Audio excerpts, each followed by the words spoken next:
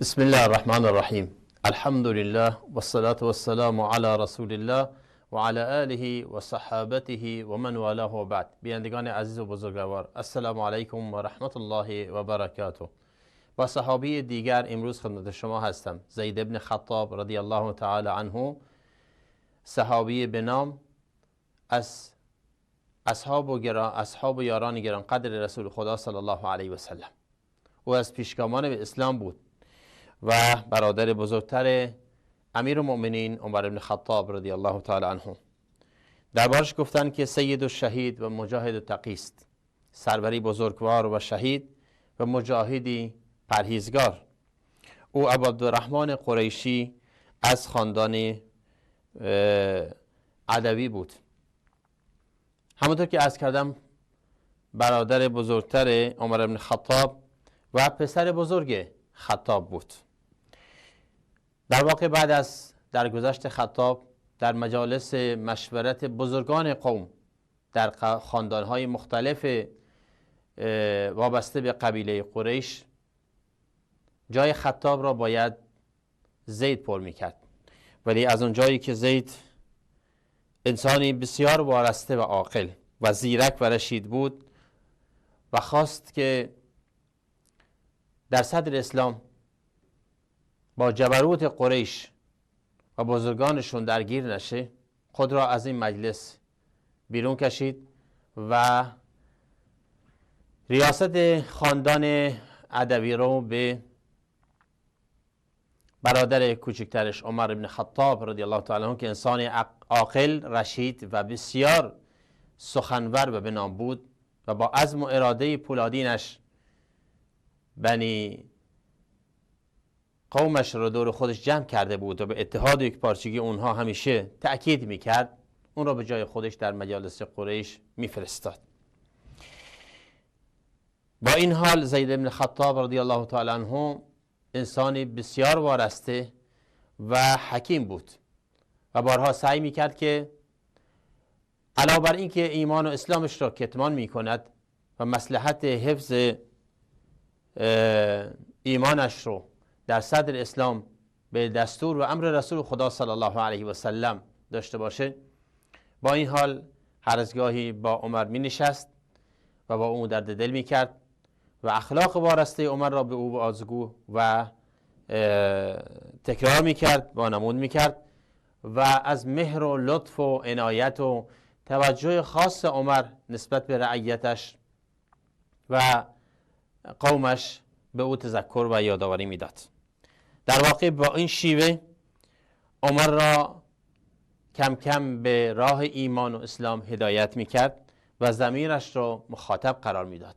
و اینجاست که باید بگیم یکی از انسانهای مؤثر در تغییر زندگی حضرت امیر المؤمنین عمر بن خطاب رضی الله تعالی عنه برادر بزرگترش زید بن خطاب بود. زید از زمانی که اسلام آشکار شد بعد از ایمان آوردن و مسلمان شدن حضرت فاروق رضی الله تعالی عنه عمر و اذیت و آزارهای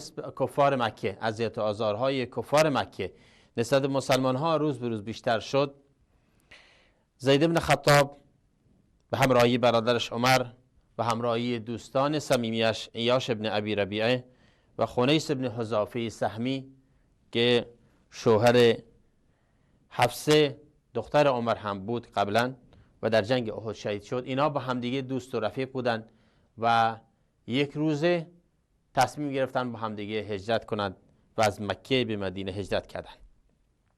البته همراه اونها سعید بن زید، یکی از عشره مبشره پیشگامان به اسلام هم همراه بود در این سفر. در مدینه منوره رسول خدا صلی الله علیه و سلم وقتی بین مسلمان ها پیمان برادری به اجرا گذاشت، بین زید بن خطاب و معد بن عدی انصاری رضی الله تعالی عنه الفت و برادری ایمانی اجرا کرد و اینها با هم برادر و صمیمی و برادر دینی بودند و همیشه با هم بودند تا اینکه با همدیگه هم در معرکه یمامه بر علیه مسیلمه کذاب وارد جنگ و جهاد شدند و با همدیگه در اونجا به شهادت رسیدند. جهاد و شجاعت زید بن خطاب زاید الوصف است. او از مهاجرین اولین و از شهدا و از کسانی است که در معرکه های بدر و احد و خندق و حدیبیه و تمامی غزوات و جهادها با رسول خدا صلی الله علیه و سلم شرکت کرد. در واقع زید از هیچ معرکه‌ای در هیچ معرکه‌ای جهادی با رسول خدا صلی الله علیه و سلم تخلف نکرد و دوست داشت که همیشه شهادت رو بر پیروزی ترجیح میداد. نقل شده است که در غزوه احد که یکی از حادثه آفرین ترین معرکه های بین اسلام و کفر بود و عده زیادی از مسلمان ها به شهادت رسیدند، زمانی که سپر دست زید بن خطاب افتاده بود، برادرش عمر بهش رسید و خواست درع خودش یا سپر خودش را بهش بده. زید بن خطاب گفت لازم نیست، من به آن چیزی که تو حریص‌تری حریص‌ترم به شهادت. و در این معرکه احد جانانه نبرد کرد و پیروزی هم به دست آوردن. شهادت حضرت زید رضی الله تعالی عنه همطور که عرض کردم تحت لوای خالد بن ولید در بعد از وفات رسول خدا صلی الله علیه و سلم در زمان خلافت حضرت ابوبکر صدیق در یمامه بود. در زمانی که ابوبکر صدیق رضی الله تعالی معرکه های همگانی را بر علیه مرتدین و از جمله مسیلمه کذاب در یمامه آغاز کرده بود، یکی از فرماندهان عملیاتی زید بن خطاب بود که معرکه یمامه را به دست گرفت و تا آخرین رمق جانش نبرد کرد و تا اینکه به شهادت رسید. شهادت او در ربیع الاول سال 11 یا 12 هجری بود.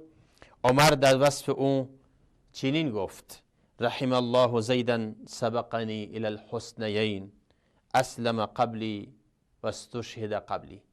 وقتی خبر شهادت زید را به عمر دادند، عمر بن خطاب رضی الله تعالی فرمود خداوند زید را مورد لطف و رحمت خودش قرار داد.